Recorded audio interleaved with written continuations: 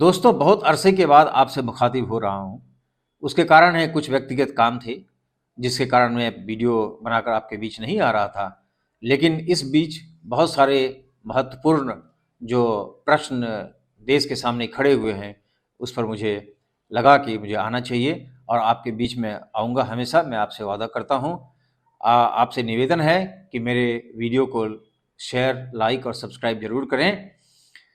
लोगों ने कहा कि आप सरकार के खिलाफ बात करते हैं, तो आप अगर सरकार के समर्थन में कुछ बात करें, किसी धर्म विशेष के बारे में बात करें, तो आपका वीडियो चल सकता है, इससे ज़्यादा चलेगा। हमारा धर्म जो पत्रकारिता का होता है, वह यह नहीं होता कि किसी के पक्ष में आप बात करें, किसी एक समुदाय के पक्ष में बात करें या किसी समुदाय के खिलाफ बात करें। हमारा धर्म ये होता है कि हमारे संविधान के लिए ज़रूरी है, हमारे देश की जनता के लिए ज़रूरी है। सरकार की जो नीतियां हैं, अगर वो गलत है उसके खिलाफ बात करें, और सरकार की अगर नीतियां सही तो उसके समर्थन में भी जरूर बोलना चाहिए। अब आते हैं विषय पर। विषय दो तीन महत्वपूर्ण है। एक तो महाराष्ट्र का चुनाव, जिसमें बहुत बड़ा प्रश्न चिन्ह लग गया है। अब विपक्षी चुनाव आयोग में जाने वाले हैं महाविकास आघाड़ी के लोग। तो उनका यह कहना है कि ये चुनावी धांधली में हुआ क्यों है, देखते हैं हम लोग।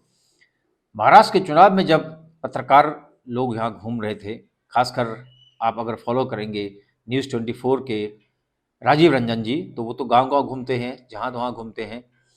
उनका भी ये कहना है कि कहीं भी ऐसा नहीं लगा कि लाडकी बहन योजना जो सरकार एकनाथ शिंदे ने चला रहे थे, उसका कोई बहुत व्यापक असर हो। साथ में उनका ये भी कहना था कि उद्धव ठाकरे और शरद पवार, इन दोनों को छोड़कर जो उनके लोग एमएलए लोग चले गए हैं बाहर, महाराष्ट्र की जनता के बीच एक उनके प्रति सिंपैथी थी। एक लोगों को लगता था कि इनके साथ अन्याय हुआ है। वो जो लोकसभा में एक बड़ा माहौल था, वो माहौल भी नहीं दिखाई दिया। यानी किसी पक्ष के खिलाफ एकदम घनघोर समर्थन नहीं दिखाई दे रहा था, या किसी के खिलाफ कोई बहुत बड़ा विरोध भी नहीं दिखाई दे रहा था। बहुत कांटे की टक्कर थी। लेकिन जब चुनाव के परिणाम आए तो बहुत चौंकाने वाले थे। आप देख सकते हैं कि बीजेपी को 132 सीटें मिली, एनसीपी अजित पवार को 41 सीटें मिली, शिवसेना एकनाथ शिंदे को 57 सीटें मिली। कुल मिलाकर इन जो महायुति के पक्ष में 230 सीटें से उनको जीत मिली, और ये बहुत बड़ी जीत है, एक असाधारण जीत है, जिसकी कल्पना शायद किसी ने भी नहीं की थी। लेकिन जीत तो जीत होती है, उनको बधाई तो देना पड़ता है लोगों को। लेकिन अगर विपक्ष की बात देखें तो उनके कांग्रेस को सिर्फ 16 सीट मिली, उद्धव ठाकरे शिवसेना को सिर्फ 20 सीट मिली, एनसीपी को 10 सीट मिली, समाजवादी पार्टी को 2 सीट मिली, और 10 को इंडिपेंडेंट लोगों को सीट मिली है। तो आप जानते हैं, अमूमन अगर कोई WWF होता है तो आप देखते होंगे कि पंच खाने के बाद जो गिरता है, गिरने वाला, तो उसको तुरंत समझ में नहीं आता है क्या हुआ है। फिर वो उठता है और गलतियां ढूंढने की कोशिश करता है, और पता लगाता है कि कौन सी हमारा दाव कौन सा फेल होगा, और किस कारण हम हारे हैं, किस कारण हम गिर चुके हैं। यही हाल कुछ विपक्षियों का था। युति का तो बल्ले बल्ले थे, सब एकदम एंजॉय कर रहे थे। लेकिन महाविकास आघाड़ी के लोगों को लगा कि ये तो हतप्रभ हो गए, ये क्या हो गया, एक घोर निराशा हुई उनमें। फिर उन्होंने कारण ढूंढना शुरू किया। तो कारण में जो अभी पता लगा है सबसे पहला, कि चुनाव आयोग ने इस बीच जो लोकसभा का चुनाव हुआ, उसके बाद उन्होंने मतों की संख्या बहुत ज़्यादा बढ़ाई थी। यानी रजिस्ट्रेशन हुआ होगा, मेरा कुछ इसमें ये बोलना नहीं है कि कुछ गलत है। लोग नए वोटर्स आते हैं, और उसमें कोई बहुत बड़ी बात नहीं है। तो इस प्रकार से वहाँ पर 47 लाख नए वोटर जुड़ चुके थे लोकसभा और विधानसभा के चुनाव के बीच में। और ऐसा माना जाता है कि 50 विधानसभा क्षेत्रों में जहां 10,000 एडिशनल वोटर आए थे, वहां की सीटों में से 47 सीटों पर एनडीए यानी युति की जीत हुई है। बहरहाल यह तो एक आंकड़ा है, लेकिन आप देखेंगे तो परसेंटेज वाइज भी अगर देखने की कोशिश करें, या वोटों के आंकड़े को देखने की कोशिश करेंगे, तो विपक्ष का कहना है कि लोकसभा के चुनाव से ही यह बहुत बड़े आंकड़े चुनाव आयोग देता है। चुनाव होने के बाद बहुत उनके आंकड़े बढ़ जाते हैं। पहले तो मतों की संख्या उनका कहना है कि बढ़ाया गया था लोकसभा चुनाव में 5 करोड़ लगभग वोट लोकसभा चुनाव में चुनाव होने के कई दिनों के बाद चुनाव आयोग ने कहा कि ये फ्रेश जो है लिस्ट है, ऐसा इतने लोगों ने वोट डाला है। उसके बाद आपने देखा कि लगभग 11 दिन के बाद लोकसभा के चुनाव में चुनाव आयोग ने डिक्लेयर किया कि उनके मतों की संख्या बढ़ी है, और वो सब मिलाकर, टोटल मिलाकर, एक फेज में नहीं, सभी फेजों में मिलाकर अमूमन ऐसा देखा गया कि 5 करोड़ वोट मतदान होने के बाद बढ़े हैं। वहां से एक शंका जाहिर हुई, और इसके बाद हरियाणा के चुनाव में आपने देखा कि वो मतों की संख्या छोड़कर अब प्रतिशत में बढ़ाने की कोशिश कर रहे हैं। वो जैसे अभी हरियाणा में मतों की संख्या उन्होंने डिक्लेयर प्रतिशत में बढ़ा, जम्मू कश्मीर में प्रतिशत में बढ़ा, महाराष्ट्र में भी तो उनका चुनाव का जो आंकड़ा था, वो वोटिंग का आंकड़ा था, वह एक विचित्र था कि 5 बजे तक रियल टाइम डेटा उनको चुनाव आयोग को देना पड़ता है, मीडिया को और बाकी जगह पर। उन्होंने 5 बजे का जो डेटा दिया था, वो डेटा था 58.22%। यही 11 बजे तक जब मतदान उनको लगा कि सब सील होकर चला गया है सेंटर पे, तो उनका प्रतिशत उन्होंने बोला कि ये प्रतिशत है 65.02, यानी 65.02%। और मतगणना के एक दिन पहले उनका ये कहना था कि मतों का परसेंटेज जो हो गया है वो 66% हो गया है। कुल मिलाकर लगभग 7% के वोटों का अंतर, बहुत बड़ा अंतर दिखाई दे रहा है विपक्षियों को, और उनको लग रहा है कि यही पॉइंट है जहां पर कुछ गड़बड़ी की गई है। अब वो इस ये जो मुद्दे हैं, बिंदु हैं, उस पर कई लोगों का जो सरकार में है, आप भाजपा के समर्थक हैं, उनको यह कहना है कि जब झारखंड में आप जीत जाते हैं तो आप ये कहते हैं कि ईवीएम पर क्वेश्चन नहीं उठाते, और जब महाराष्ट्र में हार जाते हैं, हरियाणा में हार जाते हैं, तब ईवीएम पर क्वेश्चन उठाते हैं। ऐसा नहीं है। पार्लियामेंट में अखिलेश यादव ने खुले तौर पर कहा है कि हम अगर यूपी में 80 के 80 सीट जीत जाते तो भी हम ये कहते हैं कि ईवीएम मशीन में गड़बड़ी है। आप जानते हैं कि संविधान के आर्टिकल 326 में यह बहुत बड़ा ताकत जनता को दिया गया है, जिस ताकत से अपने प्रतिनिधि को चुनते हैं और वो सरकार बनाती है, और सारी की सारी पॉलिसी वो सरकार डिसाइड करती है।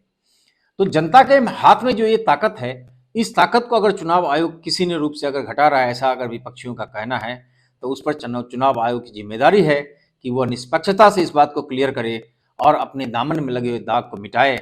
लेकिन यहाँ चुनाव आयोग तो दूसरा ही कुछ लेके बैठ जाता है। उनका ये कहना है कि 2019 में भी इसी तरह से मतों की संख्या बढ़ी थी, तो किसी ने कुछ बोला नहीं, आज क्यों बोल रहे हैं?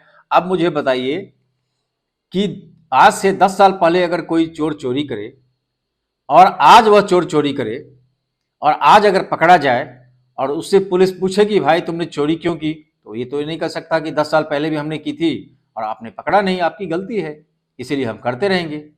तो इस प्रकार के विवाद में चुनाव आयोग को नहीं पड़ना चाहिए। लेकिन मैं आपको इसके पहले के इतिहास में ले जाना चाहूँगा कि चुनाव आयोग क्यों ऐसा करती है।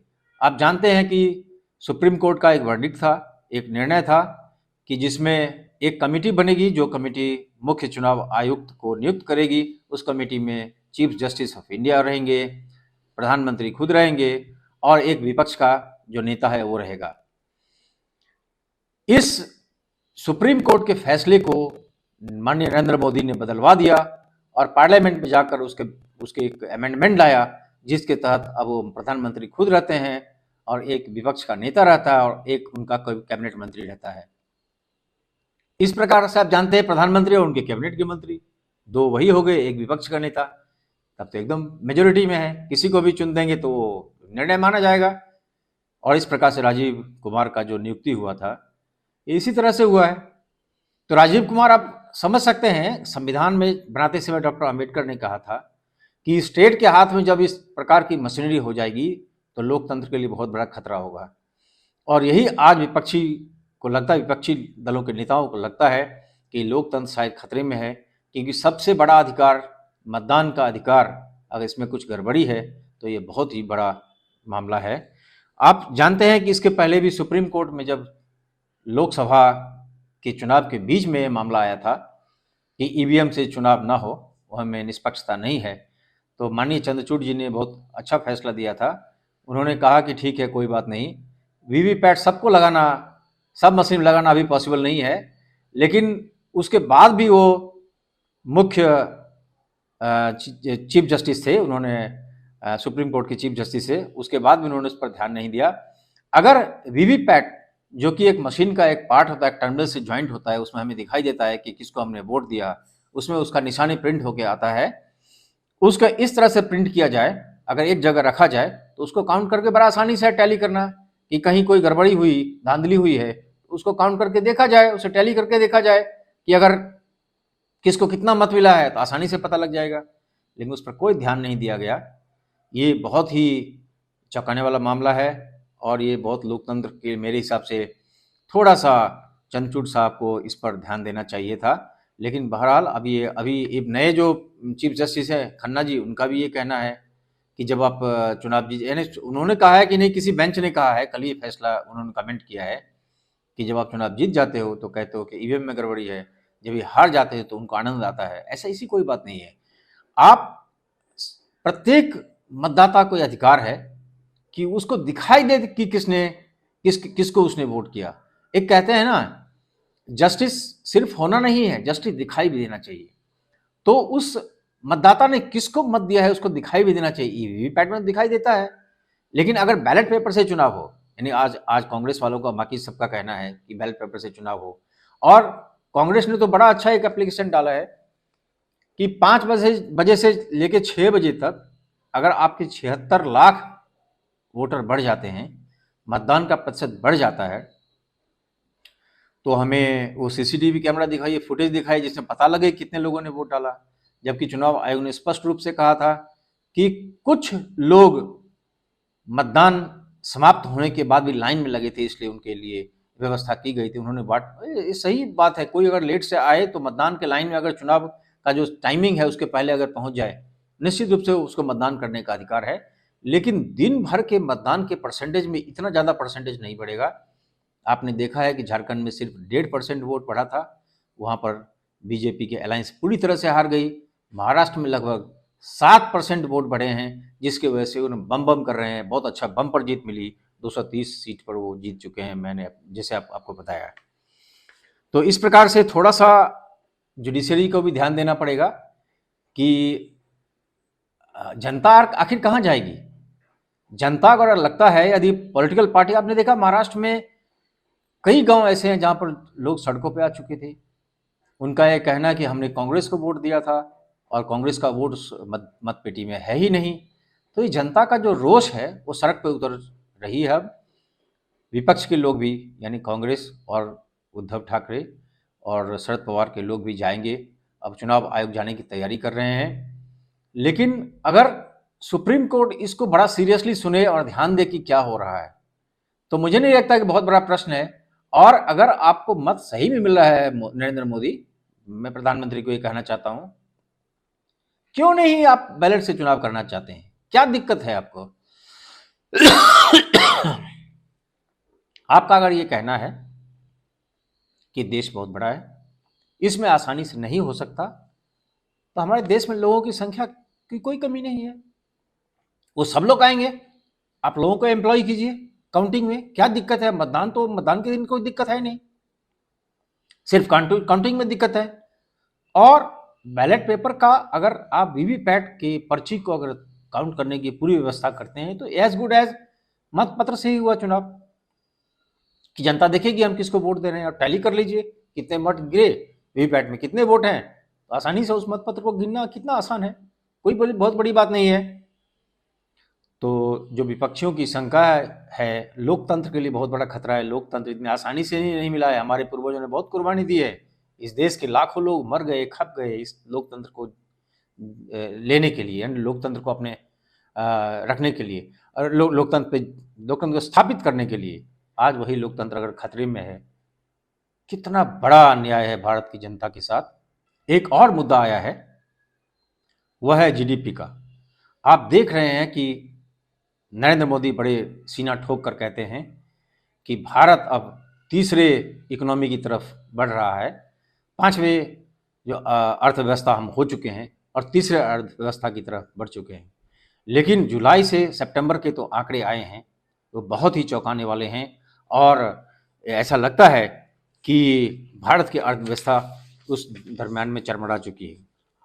आपको पता है कि अक्टूबर के महीने में फेस्टिवल शुरू होता है, दिवाली और अन्य फेस्टिवल होते हैं। उसके पहले पहले मैन्युफैक्चरिंग सेक्टर अपने अपने वस्तु बनाते हैं, जैसे गाड़ी हुई और अन्य चीज़ें हैं, लोग बनाते हैं, होम अप्लायंस से वो बनाते हैं। लेकिन आपको आश्चर्य लगेगा कि सितंबर से जुलाई 2023 में जो आंकड़े थे जीडीपी का, वो था 12.8%, जो 2024 में घटकर सिर्फ 5.4% रह गया है। सर्विस सेक्टर तो ओके है, वहाँ पर सब कुछ चलता है, बढ़िया से चल रहा है। लेकिन अब मैन्युफैक्चरिंग सेक्टर को देखेंगे, जिसमें मेजॉरिटी एम्प्लॉयमेंट, जो बहुत सारे एम्प्लॉयमेंट मिलते हैं वो मैन्युफैक्चरिंग सेक्टर में मिलते हैं, और उसका जीडीपी 14.3 जो पिछली बार था, इस बार सिर्फ 2.2% पर रह गया है। माइनिंग सेक्टर जहाँ पे 11.1% था, वहाँ घट के 0.1% आ चुका है। मेरे पास इकोनॉमिक टाइम्स की प्रति है, मैं उसमें पढ़ता हूँ और आपको बताता हूँ किस प्रकार से मैंने सेक्टर्स में नीचे गिराव आया है। आप देख सकते हैं कंस्ट्रक्शन क्षेत्र में, जहाँ पिछले साल इसी जुलाई से सितंबर के तिमाही में जो 13.6% था, वो 7.7% रह चुका है।